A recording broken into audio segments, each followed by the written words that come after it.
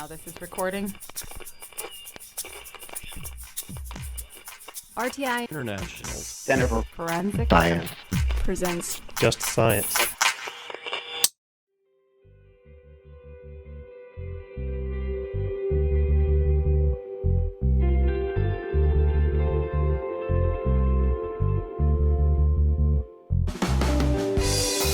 Hello, I'm John Morgan, and welcome to Just Science, the podcast for forensic science professionals. Today, we're going to be talking about a project that I've been working on myself, along with some experts in leadership and forensic science operations, and that is our leadership course materials through the Forensic Technology Center of Excellence.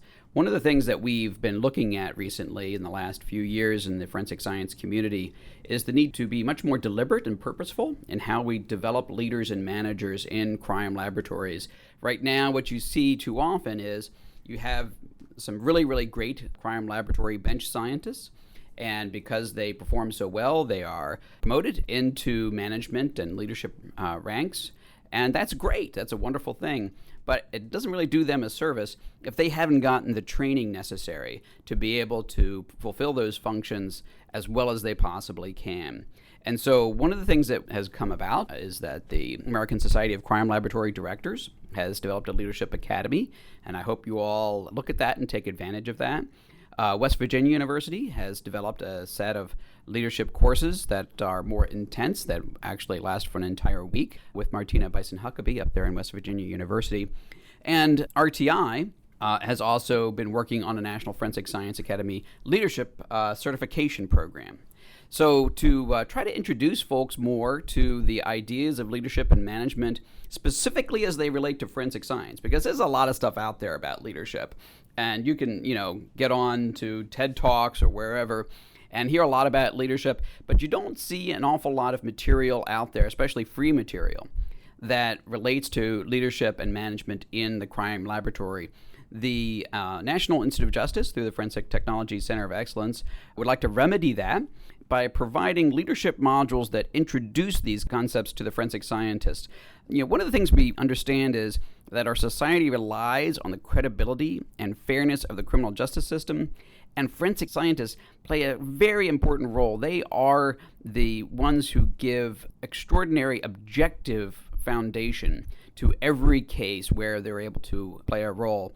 And so they're not only key to keeping our community safe, but they're key to the confidence that individuals have in the fairness and effectiveness of the criminal justice system. The leadership courses that FTCOE has developed are meant to create highly functioning leaders in the forensic science community who are committed to operational excellence, process and analytical reliability, workforce competency, efficiency, implementation of technologies and best practices and other innovations, and overall quality in the laboratory. And we've been really fortunate because we've been working with some of the people who've been working in leadership in forensic science and also in the public safety community more broadly to be able to deliver a dozen modules that really cover a very wide range of topics. And I hope that you'll go to forensiccoe.org, look for the leadership modules, and take advantage of this free opportunity, not only to take the modules, but also kind of do some self-exploration. The modules include a DISC assessment, so you can kind of understand a little bit better your own style of working and how you approach things, whether you're an introvert or an extrovert, without judgment. It isn't about, this is the best person to be a leader or a manager. It's about understanding yourself, understanding the people around you, and being able to do the best job you can. And that's what we all want to try to do in our professional work. So let me just take you really quickly through the modules. The first three I'm going to talk to you about were given by Jody Wolf from the Associate Director of the Phoenix Crime Laboratory. And she actually did 3 different modules, 2 of which are on issues relating to diversity. The first one is on generations. And of course, we now have several different generations working side by side in the crime laboratory. Some of the folks in my generation, the baby boom generation, are nearing the end of their career. I'm not yet done, as well as many other folks, whether they be millennials or Gen Xers. And each generation has a tendency, and I don't want to overgeneralize here, to have a particular set of expectations and background with respect to how they approach the workplace, and particularly how they approach the workplace in forensic science. Jody also did a module on cultural diversity. The idea of, what does it mean when we say diversity more broadly? And this is also just about how we treat each other. It's less about, are you this or that label, but it's really about how you can treat people with decency, how you can, and this has obviously been something that is in the news lately, but it's an important set of considerations in general. How can you understand stereotyping, biases, prejudices, and discrimination? And fundamentally, how you can understand the impact of bias on sound forensic science. Because forensic science is based on being able to be objective with respect to all of your analysis. It's very important to be able to understand how bias might impact on that. Jody gives a nice set of presentations and materials on that. And finally, Jody has a overview of leadership principles and concepts, defining leadership, relating leadership abilities for yourself and others to the effectiveness of an organization, and understanding expectations of those who follow a leader. How do you define yourself to be a leader? What does that even mean? And so that's all excellent material. We also have several other instructors. Terry Anderson is an expert in public safety leadership, in particular for police officers. He's written a book called Moral Compass for Law Enforcement Professionals, which I recommend to you, which talks about a wide range of skills, emotional intelligence skills, that criminal justice professionals should develop. And he definitely believes that that is something that can be done. He gives a couple of modules here, including a module on emotional intelligence that's drawn from some of the lessons learned that he pulled from working with a very wide range of police departments, as well as a module on moral compass. That is, what does it mean to say that you're going to approach your job as a owner of trust? You're being trusted by your community, by the public, to do your job.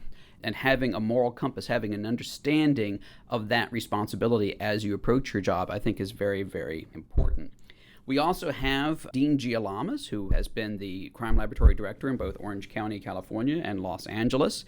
Dean is well respected by all of us here within the community who care about leadership and management in the crime laboratory. He has not only done it, but he's taught it to a very, very wide range of folks. He is a natural leader.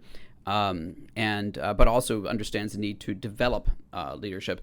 He has a nice set of work in leadership and ethics that is part of our leadership curriculum. Dean talks about what is the code of ethics for forensic science, and can you identify ethical and unethical behavior in a forensic laboratory, and what is the importance of quality control practices and documentation in protecting forensic professionals from being involved in unethical issues, and ways that we can actually, it isn't just about are we being ethical, are we developing our organization, are we expecting those around us to demonstrate high principles and ethics in their work. Dean also talks about leadership and power. One of the things that you'll find in any organization is that power exists. Power is an issue because everyone has a position in that organization, and there are people who have more power and less power. How do you understand the types of power? How do you apply power strategies? What are the specific principles for how you use power wisely? This is key to being an effective manager. Are you using your power in a way that is helpful to the people who work with you? And Dean talks to that very, very well.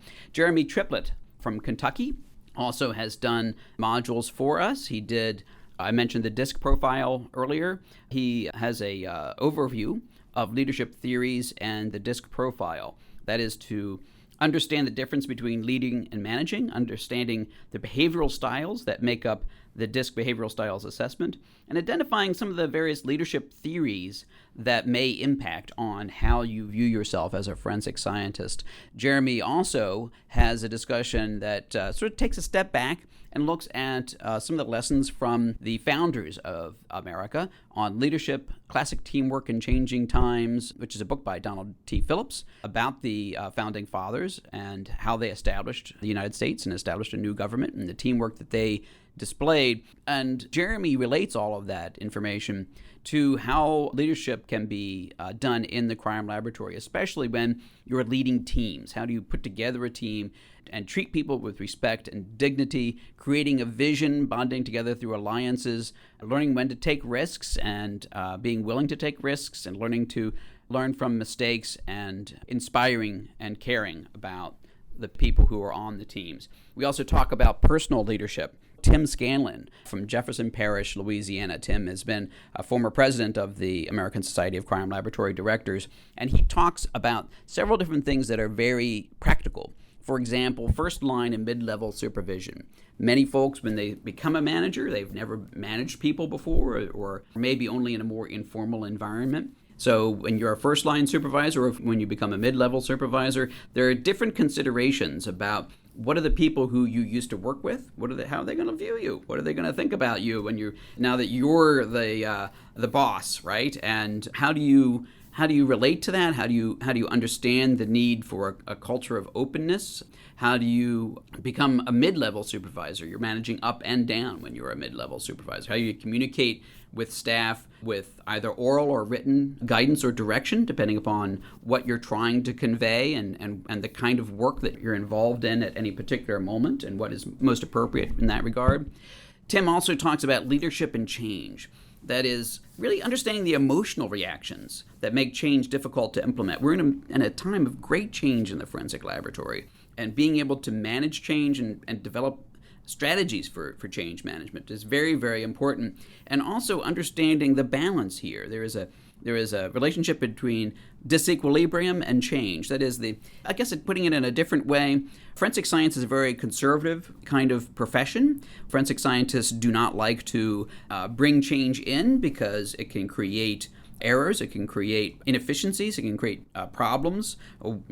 Things have gone on in a particular way and it's reliable. The reliability of forensic science is very important. When you introduce change, you can undermine that sense of reliability, but change is also inevitable. It can benefit every organization. And using appropriate strategies for implementing changes is very, very important. And finally, we talk about personal leadership. Personal leadership, what is it that makes some leaders great and others not so great? What kind of a leader should you strive to be? And in the personal leadership module, we talk about some examples of strong leadership traits, and also the 5 L's. Learn about the 5 L's in the cornerstones of effective leadership in that module. All of this is free material. It includes assessments so that you can go through each of the 12 and you can be assessed against it, and you can actually get a certificate of completion. And it is excellent, excellent material. It includes not just lectures, but it also includes a lot of other material for you to read or to experience. It's a very different kind of delivery model for Forensic Technology Center of Excellence. We're really, really excited about it. We hope you take advantage of it, and we hope you learn about leadership and management, and I hope you use it as a foundation for yourself as you move on and you think about further developing yourself as a leader in the crime laboratory. So thank you. Just so you know, look at our leadership modules on the forensiccoe.org website and enjoy them. Thank you so much.